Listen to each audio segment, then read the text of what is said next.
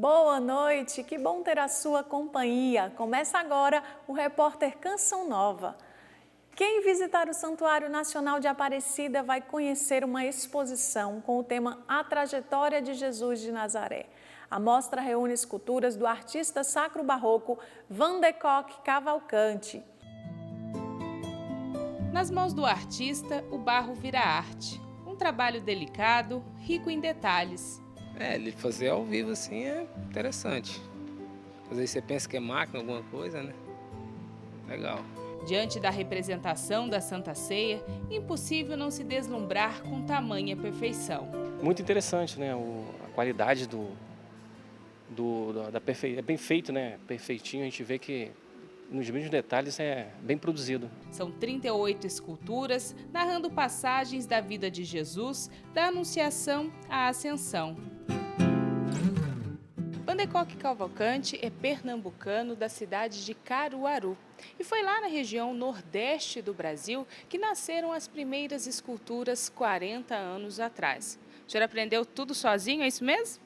Isso mesmo. Eu tinha 12 anos de idade e cheguei em Tracunhaé, cidade da cerâmica, e me encantei com as obras lá que vi e comecei a desenvolver as esculturas.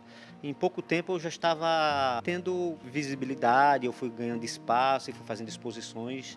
As peças são confeccionadas com 5 tonalidades de argila, o que permite diferenciar cor da pele, cabelo, vestimentas, sem uso de tinta. O meu propósito da exposição num todo é mostrar não só ao público a configuração, mas também as argilas, o material que nós usamos, a diferenciação, as argilas de cores diferentes. Isso dá um espaço a mais para o artesão, para o artista em si, né, ter como material sem precisar usar pintura. A exposição de graça no Memorial de Nossa Senhora Aparecida, no interior do Santuário Nacional, vai até outubro. Nós procuramos sempre buscar artistas que tenham um vínculo com o nosso espaço. Nós estamos dentro do santuário, então essa devoção, tudo que tem ligado à fé, voltado para a religião católica, a gente sempre procura colocar nesse espaço aqui. O olhar do artista, reconhecido pela arte barroca, pode ser visto também em vários acervos do Brasil e do exterior. O barro que ganhou vida nas mãos do escultor, hoje narra a trajetória de Jesus de Nazaré. Gostou? Isso é só o começo. Vamos mostrar um projeto no interior de São Paulo chamado Ecoagentes Mirins, que promove preservação da natureza a partir das crianças. Na Europa, jovens franceses que não foram à Jornada Mundial da Juventude, mas viveram um grande retiro em peregrinação a Roma. E no Brasil e no mundo, os idosos superam o número de crianças e adolescentes. A história de superação de um atleta no interior de São Paulo que sonha representar o atletismo brasileiro novamente.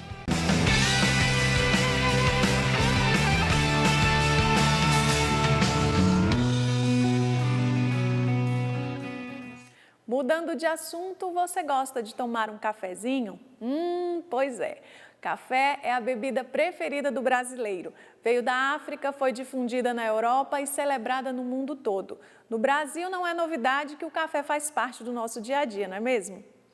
Esse mês se comemorou o Dia Mundial do Café, mas mês que vem temos a comemoração do Dia Nacional. E vem aí um programa inteiro sobre isso. Mas por enquanto nossa equipe de jornalismo preparou uma reportagem que fala um pouquinho dessa riqueza.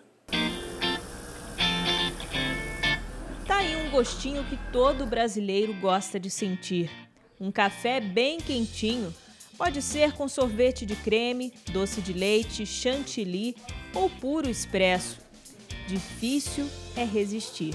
Por ter o sorvete é o melhor, né? Agora no calor, mas no frio eu gosto mais de um cafezinho puro. Café é aquela delícia acompanhada de um motivo para unir as pessoas.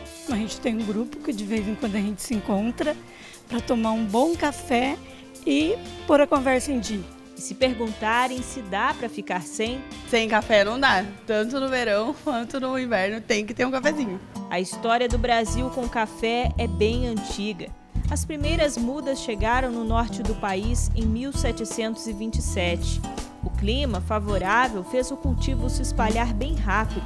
Chegou a ser produto base da economia brasileira. Hoje o consumo interno aumenta a cada ano.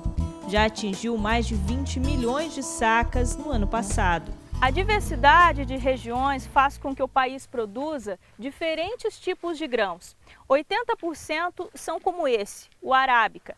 Vários estados têm destaque na produção, mas são Minas Gerais, São Paulo, Espírito Santo e Bahia que concentram sozinhos 85% da produção nacional. Muito desse destaque, desse sucesso que faz do país o maior produtor no mundo, depende da iniciativa de pequenos trabalhadores rurais.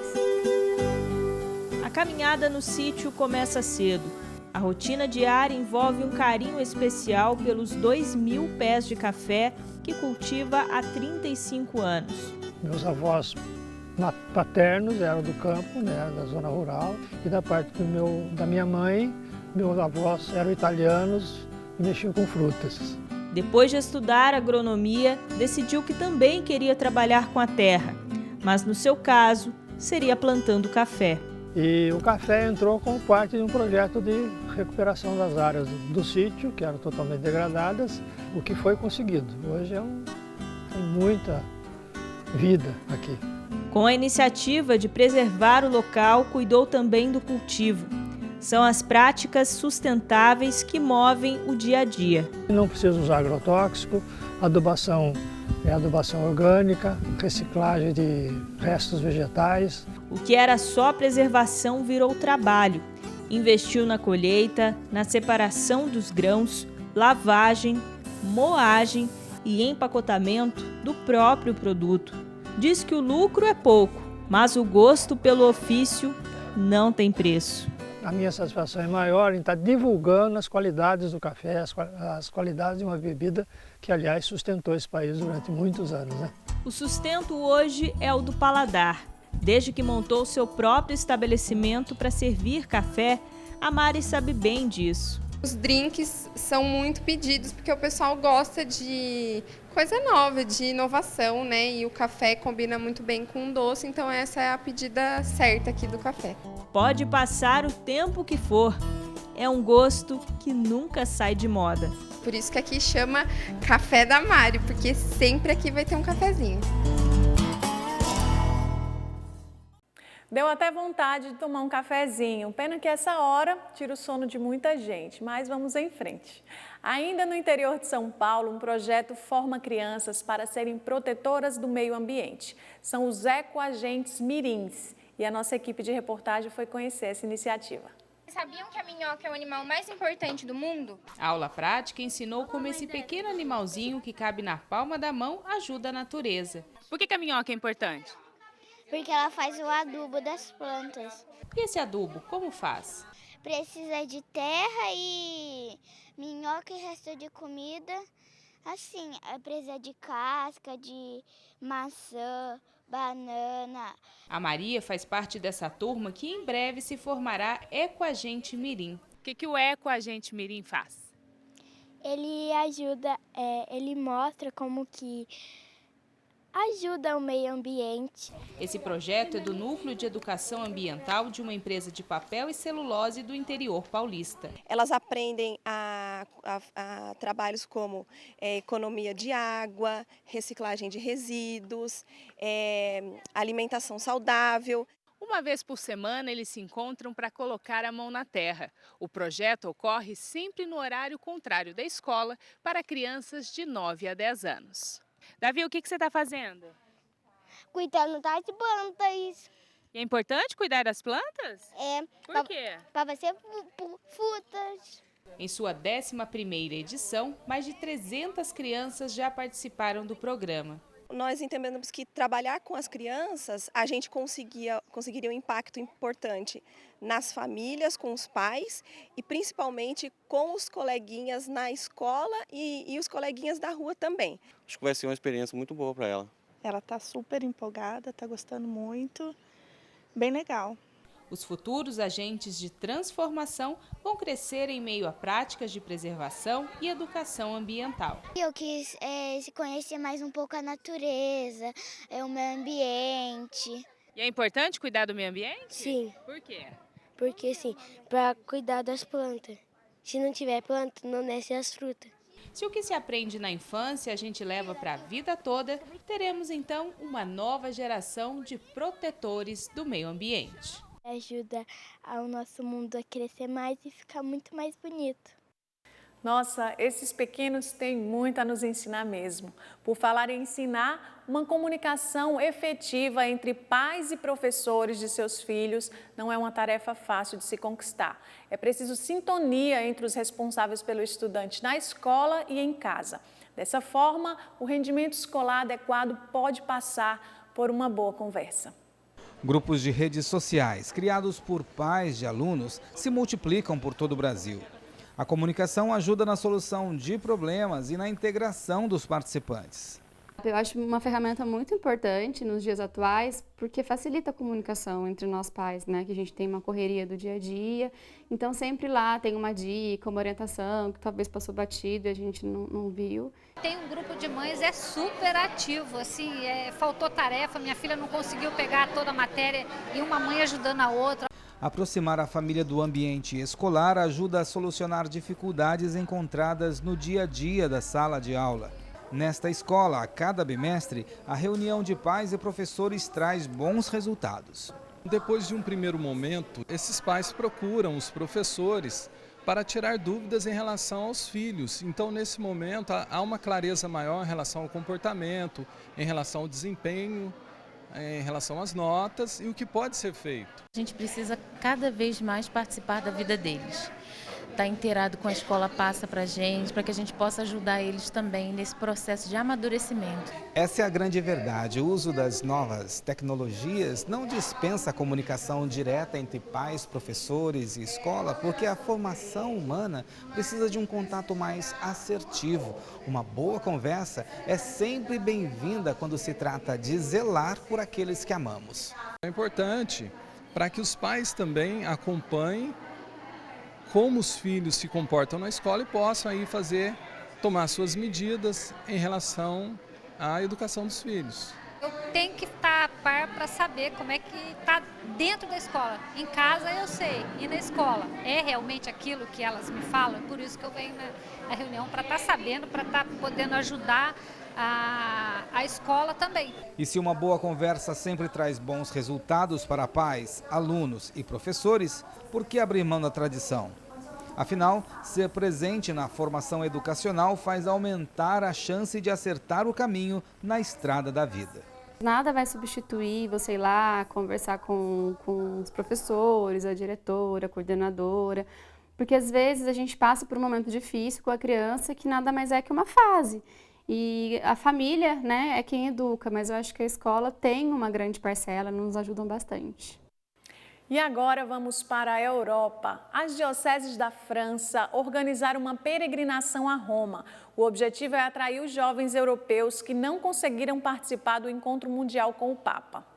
JMGistas, este é o nome dado aos jovens vindos das dezenas de paróquias da diocese de Fréjus-Toulon. Eles viajaram de ônibus da França até Roma para viver uma jornada mundial da juventude feita especialmente para eles. Os cerca de 400 jovens vieram acompanhados por bispos, padres e membros de novas comunidades que trabalham nas dioceses francesas. Dom Dominique falou com alegria dessa experiência de vir ao encontro do Papa junto com a juventude. Foi um momento de muita alegria, de fervor de todos os jovens.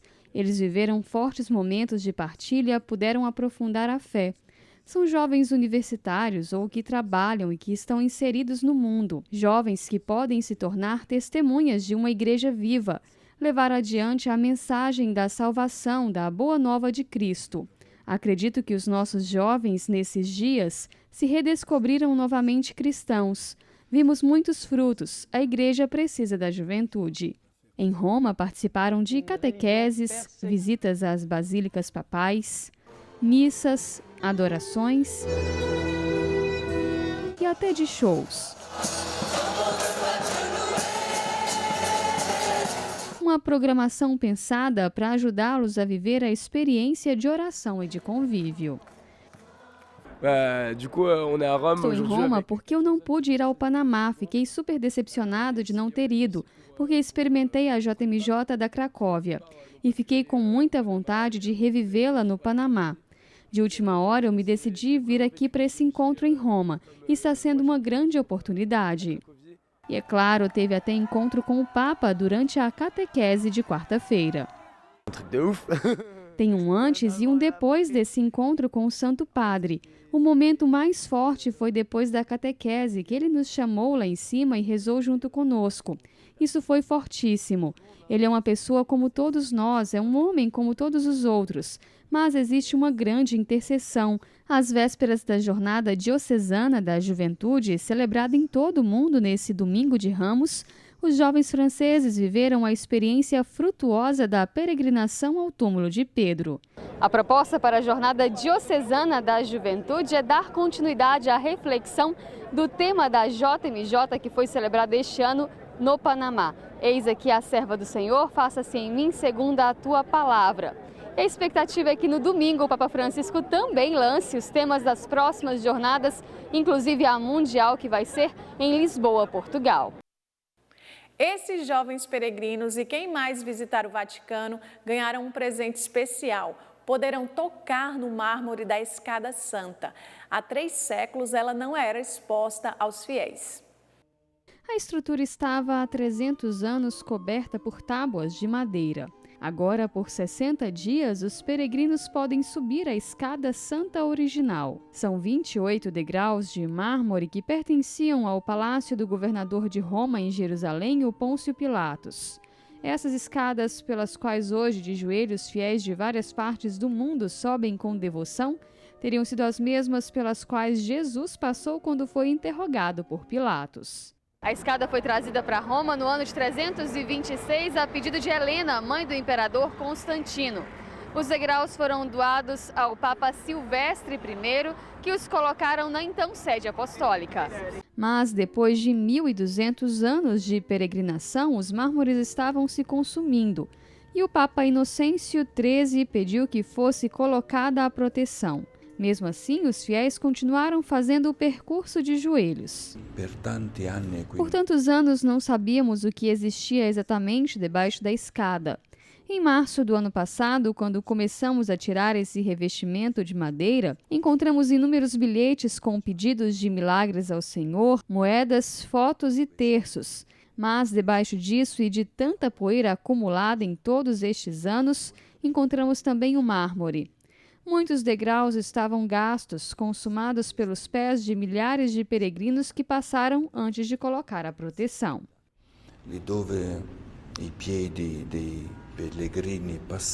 Uma descoberta que motivou a abertura temporária da escada original aos fiéis. Foi um momento emocionante. Não imaginávamos achar a escada com estes mármores assim. E quando a gente viu a primeira cruz no mármore, nos emocionamos e entendemos que aquilo que estávamos vendo não poderia ficar reservado só a alguns, aos que trabalham com a restauração. Mas era preciso dar acesso a mais pessoas. Uma estrutura assim extraordinária não poderia permanecer invisível. Estrutura così straordinaria não poderia rimanere invisível. Centenas de fiéis sobem durante todo o dia de joelhos a escada. Momento forte de devoção e de confiança. Passar de novo por aqui foi maravilhoso. Eu confio os meus sofrimentos, os meus pedidos, as minhas orações mais profundas. É um confiar-se ao Senhor. Se a gente olha para o mundo, a situação atual, as pessoas estão sempre com pressa, não conversam umas com as outras. Mas através de Jesus se consegue viver uma vida mais serena. Solo tramite lui si riesce a vivere una vita un po' più serena, insomma.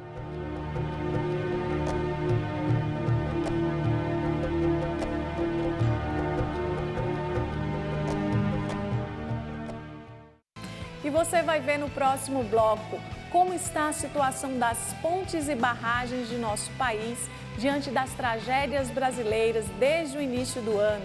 E ainda, no próximo ano, o Brasil terá novas eleições. Fique atento e regularize seu título eleitoral. Daqui a pouco a gente volta.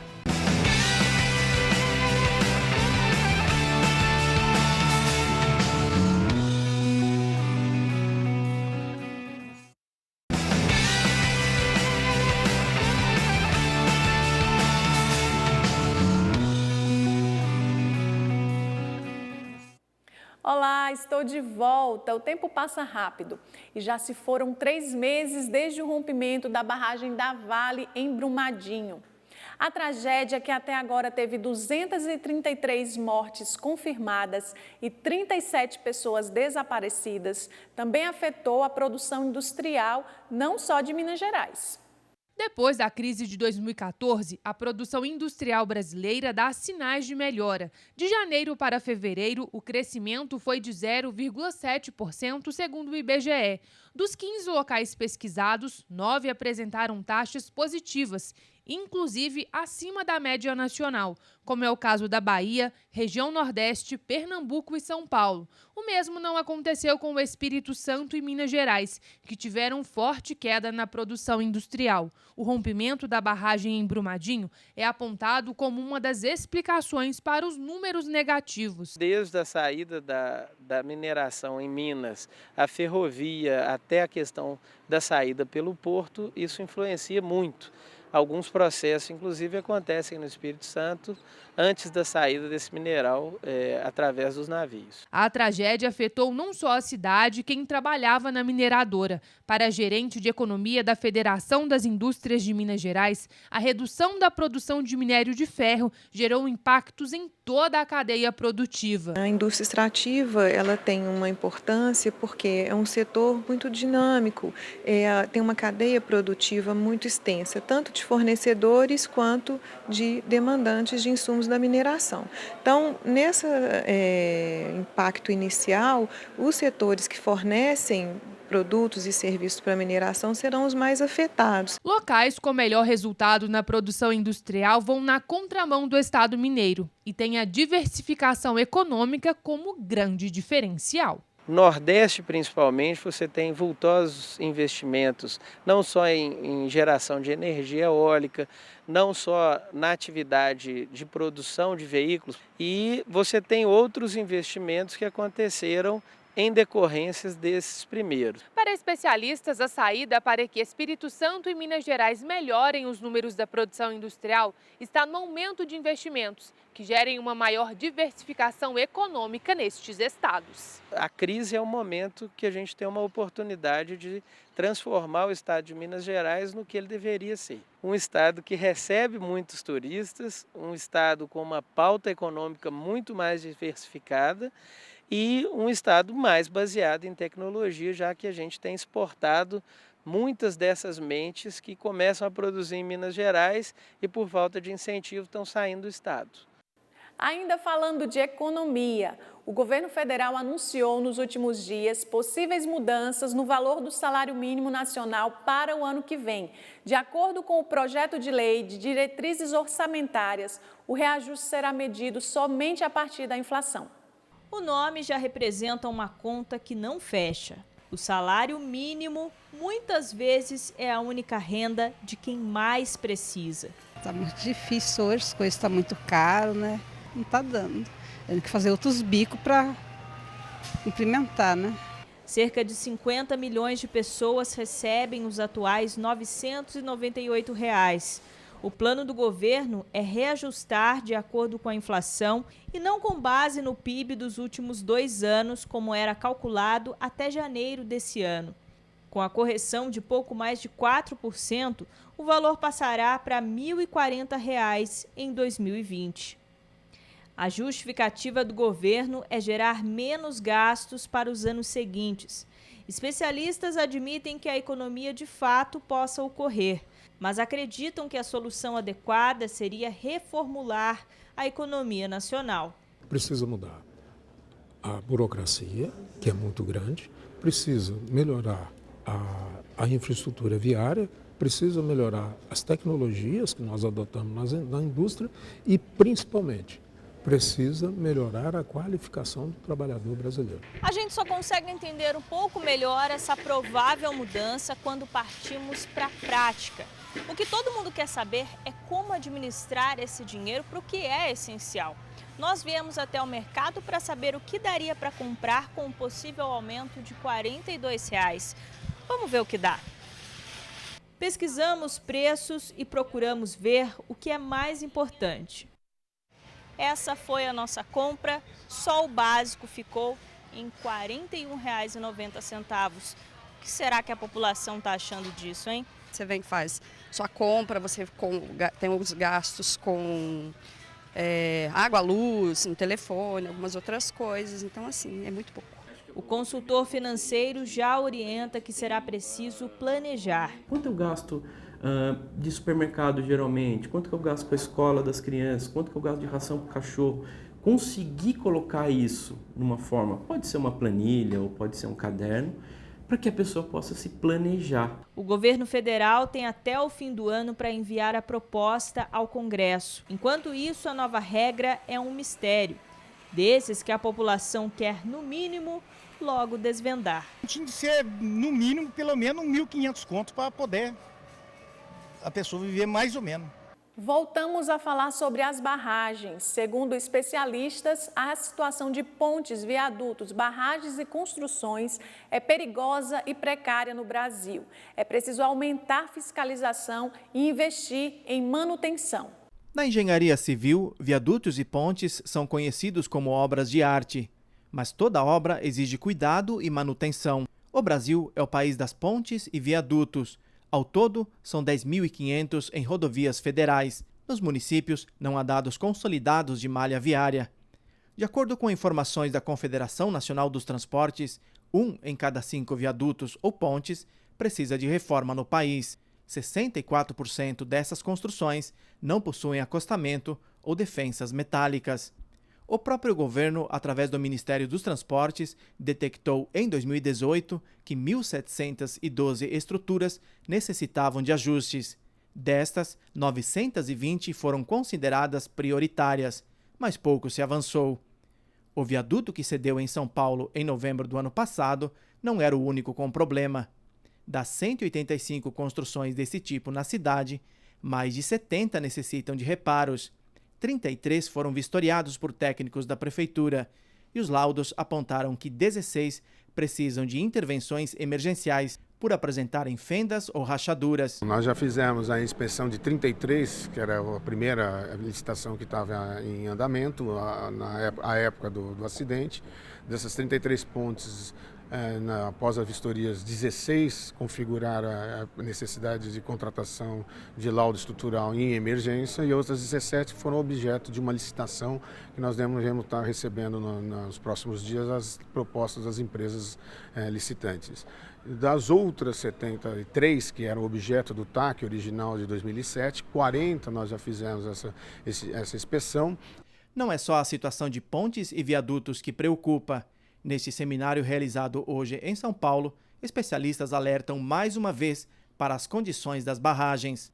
A tragédia de Brumadinho disparou um alerta, mas que pode ser abafado pela lama do deixa para depois. Cada pontinho no mapa indica uma das 24.092 barragens que existem no país. Em laranja estão as estruturas consideradas de risco médio de rompimento. Em vermelho aparecem as de alto risco. 40% delas funcionam de maneira irregular. Das barragens listadas, a maior parte é para irrigação, consumo animal, criação de peixes e abastecimento de água. Mas tem 790 para contenção de rejeitos de mineração, como a que se rompeu em Brumadinho. Do total de barragens, apenas 3% foram fiscalizadas. 45 barragens estão em situação preocupante devido à falta de conservação e plano de segurança das estruturas. Para complicar ainda mais, o governo bloqueou há poucos dias 15 milhões do orçamento da Agência Nacional de Mineração, um dos órgãos responsáveis pela fiscalização de barragens. Várias não têm registros direitos, não têm inventário, não sofrem manutenção E das barragens mais assim importantes, o setor de mineração é o que tem mais problemas. Seja em barragens ou em construções de pontes e viadutos, é consenso entre os especialistas de que é preciso investir em manutenção e aumentar a fiscalização dessas obras. Falta manutenção, falta você periodicamente fazer uma inspeção. Melhorar o protocolo de verificação de segurança de barragens no Brasil.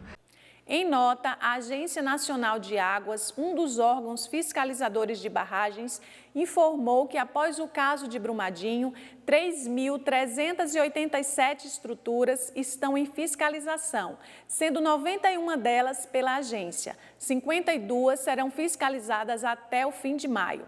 A Agência Nacional de Mineração, que inspeciona barragens de rejeitos, não se posicionou. E o Departamento Nacional de Infraestrutura de Transportes, o DENIT, que fiscaliza pontes e viadutos na esfera federal, também não respondeu. Agora, atenção, concurseiros. As regras para o concurso público federal ficaram mais rígidas. A partir de 1º de junho, os órgãos do governo, antes de pedirem a abertura de novas vagas, terão que cumprir algumas exigências. Primeiro foi estabilidade e depois também eu já não estava muito satisfeita na empresa privada. Quando sempre dá uma crise no país, quem trabalha autônomo sempre é mais prejudicado. Os motivos são muitos. O objetivo, uma carreira pública. A Pamela é funcionária municipal e passou agora num concurso do Estado. O Aloísio também é funcionário municipal, mas o que eles querem mesmo é uma vaga federal. Fácil não é, mas é possível. Basta você ter determinação, né, coragem. Eu espero estudar bem para a prova, passar, e assim ficar tranquilo. Ficar tranquilo com estabilidade, um bom salário. O governo afirmou ontem que não há previsão de concurso público em 2020. Aqui não afeta muito e as turmas a gente até mantém para efeito de planejamento mesmo. Em março, um decreto estabeleceu regras mais rígidas para autorização de concursos. Com as novas regras, os órgãos públicos federais terão que provar que precisam de novas contratações e que não há como resolver a situação realocando a mão de obra já disponível. Para isso, será preciso apresentar uma lista respondendo a 14 pontos antes de solicitar o concurso. Será preciso apresentar o perfil do candidato, a descrição do trabalho e o impacto nas atividades do governo, além da evolução do quadro de funcionários, que inclui ingressos, desligamentos e aposentadorias nos últimos 5 anos e a estimativa para os próximos 5. De acordo com o decreto, o concurso não terá prazo de validade superior a 2 anos, a menos que esteja previsto no edital. É uma forma de diminuir gastos, mas tem também o aspecto social, né? E algumas pessoas que poderiam ser absorvidas pela gestão pública, através do concurso público, elas não poderão ingressar no concurso. A abertura de novas vagas no governo federal já vinha sendo limitada nos últimos anos. O orçamento de 2019 previa somente concursos já autorizados. O governo poderia adotar como medida o enxugamento dos gastos públicos, né, envolvido com a máquina pública. Eu acredito que seria também muito útil e muito eficiente. Para os concurseiros de plantão, a busca pelo sonho profissional continua. Quanto mais tempo eu tiver, para mim vai ser melhor, como para todos os concurseiros é melhor. Você se prepara melhor para a prova, né, para o dia da avaliação. A gente tem que continuar estudando, porque só passa quem está preparado. E já pensando nas eleições, os brasileiros que ainda estão em situação irregular com a Justiça Eleitoral terão até o início do mês que vem para regularizar o título. O prazo vale para quem não votou ou não justificou o voto nas últimas 3 eleições. O prazo termina no dia 6 de maio e até agora o número de eleitores irregulares no país assusta. Mais de 2,5 milhões de pessoas. Daniela quase teve o título cancelado. Se adiantou para não correr o risco. Eu estava com pendência e o meu serviço pediu a regularização do título. Então, andar em dia é mais fácil, é bem melhor. O procedimento é simples e não precisa de agendamento. O eleitor pode chegar ao cartório eleitoral com título ou documento original com foto. Elas vão vir aqui, vão retirar uma guia de multa, porque agora não tem mais uma opção de justificativa, né? O prazo já se esgotou. Elas vão pagar essa guia no Banco do Brasil e trazer o comprovante para a gente. A multa é no valor aproximado de R$ 3,50 por pleito. Em 2018, que o país teve primeiro e segundo turno, a Justiça considera como 2 processos eleitorais. Quem está fora do país também deve cumprir o prazo. Ele pode procurar o consulado, a embaixada no país onde está residindo, pagar essa multa lá e transferir o título de eleitor. Também é possível que forneça um número do seu título de eleitor e, se essa pessoa concordar, ela pode vir aqui e resolver o problema por ela. A atualização do documento evita alguns transtornos, como impedimento ao tirar passaporte, participar de concurso público, fazer empréstimos ou renovar matrículas em instituições de ensino oficial ou fiscalizadas pelo governo. Para o eleitor que tem dificuldade de sair de casa, é bom saber que parte do processo de regularização do título pode ser feita pela internet. A página é a do TSE. Nessas abas de serviços e títulos destinadas ao eleitor, é possível preencher e imprimir o formulário de quitação da multa. O que não muda é que depois desse processo, a presença em um cartório eleitoral é essencial.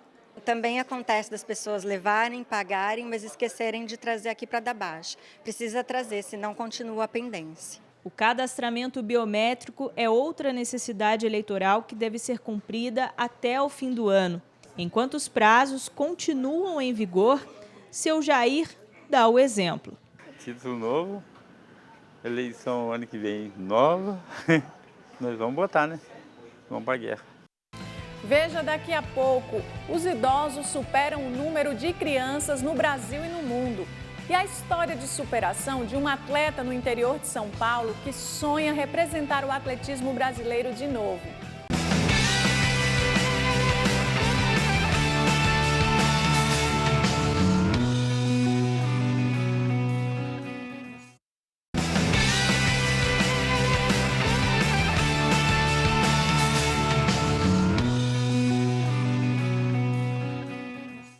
Você já é idoso ou convive com alguém mais vivido? O envelhecimento da população causa impactos na saúde pública, na questão previdenciária e na economia. Tudo isso já começa a ser percebido. Especialistas em demografia apontam: em 30 anos haverá 2 pessoas com mais de 65 anos para cada uma entre 0 e 4 anos de idade. Cursos, trabalho para garantir estabilidade financeira e preocupação com o futuro fizeram Elaine e Paulo esperar um pouco mais para ter filhos. Eu tive a Melissa com 34 anos, mas eu não me arrependo, porque hoje eu vejo que nós temos maturidade suficiente para dar tudo que ela precisa. A gestação tardia reflete um dos motivos de envelhecimento da população brasileira. Foi bom que a gente teve uma estabilidade, mas por outro lado, fica um pouco tarde para a gente ter o segundo filho, o terceiro filho, entendeu? A diminuição da fertilidade e o envelhecimento da população são fatores de flagelo para a economia do país, afirma este especialista. Nós seremos um país pobre e de velhos. Ou seja, uma das situações mais terríveis que um país pode enfrentar. A companhia e as convivências vitalizam quem já passou dos 65 anos, trabalhou muito e agora pode aproveitar novos e bons momentos. Nós temos o privilégio de chegar nessa idade, então é muito bom quando a gente tem essa união. Já que Deus está nos dando a idade, porque aqui tem senhora com 80 e poucos anos, devemos aproveitar o hoje. De acordo com a ONU, pela primeira vez o mundo tem mais avós do que netos. São 705 milhões de pessoas com mais de 65 anos contra 680 milhões entre 0 e 4 anos. Estamos vivendo mais e tendo menos filhos. Isso provocou uma redução no crescimento da população e um desequilíbrio entre o número de mais velhos e mais jovens. No Brasil, daqui a 20 anos, haverá mais idosos do que crianças de 0 a 15 anos. Situação que exige mudanças na política previdenciária, na saúde e na educação. As reformas são urgentes nesse sentido agora, que é a reforma da Previdência. E logo em seguida a reforma da educação que precisa ser feita. O economista reforça: governo, classe política e sociedade não têm noção do que representa para o país ter essa enorme massa de idosos. Economicamente você se resolve. Você faz a reforma da Previdência e vai gerar os recursos. Mas você recuperar todo esse capital social, isso demora. Se depender de Elaine e Paulo, o Brasil vai continuar crescendo. O casal já pensa em irmãos para a pequena Melissa.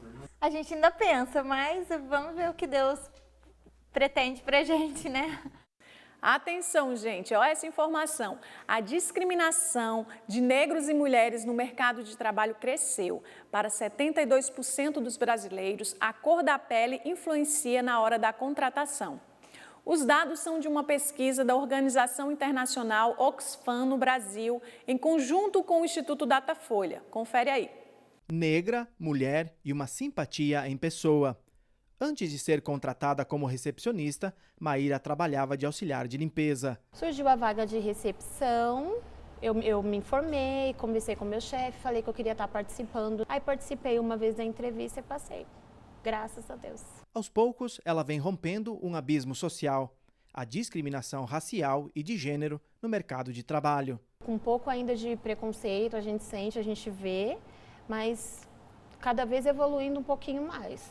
Um estudo produzido pela Oxfam Brasil em 130 cidades em fevereiro deste ano revela que a percepção sobre essa realidade aumentou. 64% dos entrevistados acreditam que mulheres ganham menos por serem mulheres. 52% consideram que negros têm remuneração menor por serem negros. E para 72%, a cor da pele influencia a decisão das empresas na hora de contratar.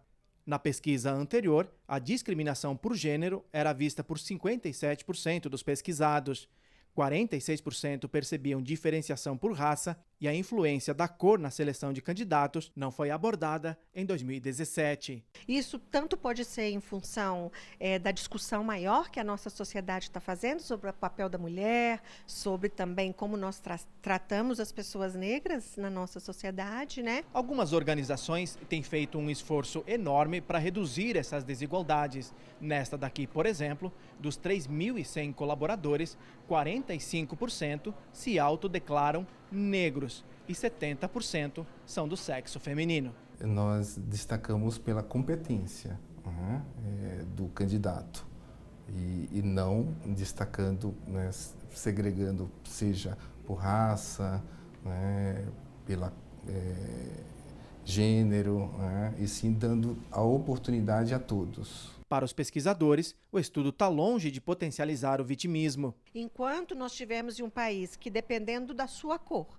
dependendo do seu sexo, dependendo do seu endereço de moradia, você tem ou não tem direito, isso não é a questão de vitimismo. Isso é uma questão de uma sociedade desigual, injusta e desumana.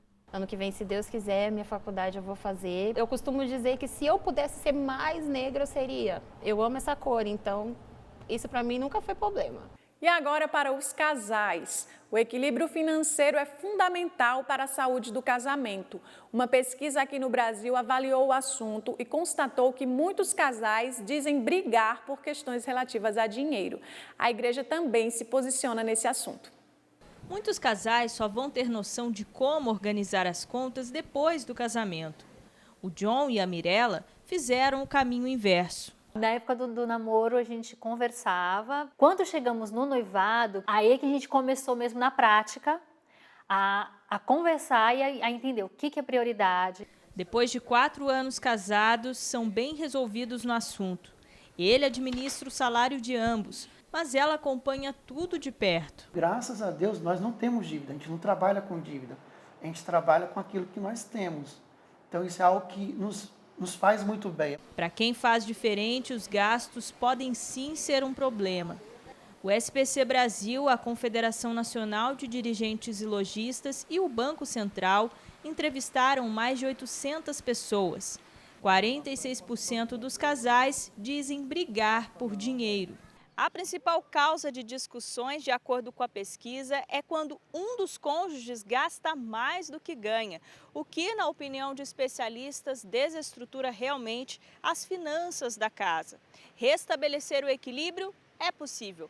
Basta ter organização e um pouco de conhecimento em tecnologia. Hoje se fala mais em planilha e aplicativos de celular. O casal munido dessa ferramenta vai conseguir olhar para onde está o problema. E aí vai reservar aquele momento para falar sobre dinheiro. E aí você concentra a sua atenção naquele assunto e não faz de todos os dias falar sobre dinheiro. Se as finanças interferem diretamente na felicidade do casal, a igreja se posiciona sobre o assunto. O modo que o casal vai gastar o seu dinheiro, como é que vai fazer o seu planejamento, como é que vai poupar um pouco por causa das despesas futuras, de doença, coisa que tem que haver uma previsão, né? A providência divina não dispensa a previdência humana. Para o John e para a Mirella, a planilha é uma regra. Detalhando tudo, eles conseguem evitar prestações. Garantem que o bom hábito vai ser passado para a filha quando crescer. Ela precisa e a gente, como pais, precisa ajudá-la a dar esse devido valor, né? De que as coisas não estão caindo do céu. E antes de encerrar nosso programa de hoje, vamos ver como o esporte sempre reúne bons exemplos de superação. A história que vamos contar agora é de um garoto que deixou a família em Minas Gerais para ganhar destaque no atletismo em São Paulo. O campeão brasileiro juvenil nas corridas de fundo é uma das promessas para as Olimpíadas de 2024. Um passo de cada vez. É assim que se vai longe. Johnny sabe disso desde garoto, mas nessa época a corrida ainda não era o esporte favorito. Eu tinha um sonho de jogar futebol, né? Eu jogava bola o dia inteiro praticamente. A bola ficou na infância. Quando se tornou adolescente, precisava correr para trabalhar. Aí eu ia correndo 4 km para o serviço, trabalhava de servente pedreiro o dia todo. Aí voltava correndo mais 4 km. Quem observava sabia que tinha um dom. Sem treinamento, disputou a primeira prova aos 17 anos. Correu 10 quilômetros em 34 minutos. Foi o 6º colocado. Eles começaram a falar, rapaz, você tem talento. Aí o sonho foi só crescendo cada dia mais. Decidiu investir no esporte. Deixou o trabalho e passou a treinar com mais rigor. Os resultados vieram. Campeão estadual e brasileiro juvenil, representante da seleção brasileira nos Jogos Pan-Americanos na Colômbia em 2013. Subiu ao pódio em Maratona Internacional em 2015. Foi uma alegria tremenda. Uma coleção de medalhas e troféus. 450 no total. A maior alegria da mãe, Dona Maria da Ajuda. Orgulho grande também para Cíntia, a namorada. Adivinha como eles se conheceram? Numa corrida. E aí ele veio e pediu para mim estar tirando uma foto para ele. Aí eu tirei e depois eu mandei convite para ele no Face. E aí depois a gente foi conversando. E aí estamos aí, 6 anos juntos. Cíntia é companheira dos treinos diários e incentivadora de sua carreira. É um atleta super dedicado, não deixa de fazer os treinos, está sempre perseverando ali. Todo atleta determinado também tem que aprender a conviver com os desafios do esporte. Ele quase teve o sonho interrompido em uma corrida. Aí eu senti uma puxada na panturrilha faltando 2 km e não parei não. Aí fiquei 8 meses lesionado. Fisioterapia não resolvia. Aí é que foi surpreendido com um milagre. Eu peguei a vela da Crisma, fui lá no Santuário Nacional e fiz uma promessa que Deus Senhora me abençoasse para me recuperar minha lesão. E meu primeiro troféu, na hora que eu voltasse, eu ia deixar lá. O troféu é a medalha. E depois disso eu não senti mais dor nenhuma na panturrilha, mais nunca. O mineiro de Sete Lagoas, que tinha o sonho de balançar as redes no futebol, trocou não só o campo pela pista, mas também o endereço várias vezes. Chegou no interior de São Paulo para se recuperar de uma lesão e reforçar o treinamento. Conseguiu as duas coisas e até um pouquinho mais. O esporte o levou para dentro da sala de aula. Fiquei sabendo que abriu o curso de Educação Física e que eles iriam dar 10 bolsas para atleta. Na hora que já tinha um mês de aula, né, meu bem? Aí eles ligaram falando, a bolsa sua só é aprovada 100%, tudo. A bolsa não foi tudo. conquistou também um estágio na área. O trabalho estreitou a rotina, tem que chegar às 5 da manhã. Empenho que serve de exemplo. Ele é muito respeitado pela audácia e coragem que ele teve, porque a gente sabe que a valorização do esporte no Brasil é um desafio muito grande e ele está tentando. E a gente está junto com ele. Aos 25 anos, sonha grande. Quer ganhar uma São Silvestre e ainda vestir de novo o uniforme verde e amarelo. Representar o Brasil nos Jogos Olímpicos. O princípio ele já sabe. É um passo de cada vez. Por mais longe que os sonhos pareçam estar, quem se esforça sempre alcança.